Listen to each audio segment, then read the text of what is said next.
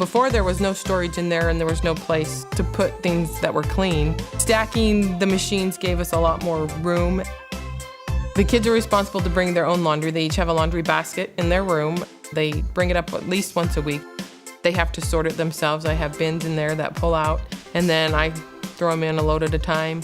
Then they get put in here and they have clean clothes. They all have to come up and bring their clothes from here, and they can just take their basket out like this and take it down to their room. I have 2 teenage girls, and we have a lot of hand washables, things that can't be dried. So I made these racks. They just have dowels and then this mesh that you can get at the dollar store anywhere, like from an old a laundry bag.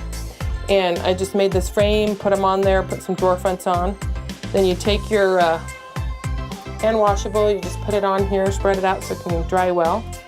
You can just pop it in here.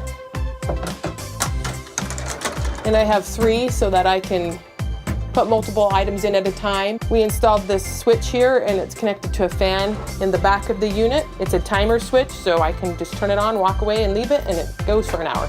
So my favorite thing about the laundry room is this countertop. We cut it down to fit, faux painted it to look like marble, and then I did a epoxy, which gives it this glass-like finish. One other nice thing about this is that it's not as heavy as marble, so we made this so that it can just pop out. We can lift it up and move it out, and that way we can have access to the pipes and the things in the back of our machines in order to, service them, or if we have to change them out.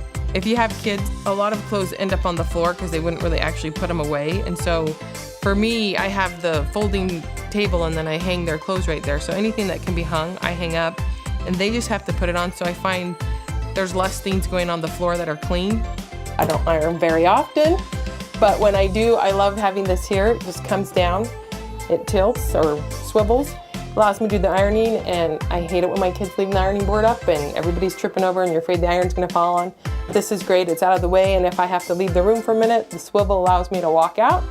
The first thing you see as you head down the hallway is you'll see the barn door that we installed. The door itself is just an old door that my son picked up to use for his haunted house. He actually had bloody handprints all over it, and I cleaned it up. And the funny thing is, to attach the hardware, we had to have something sticking out of the wall.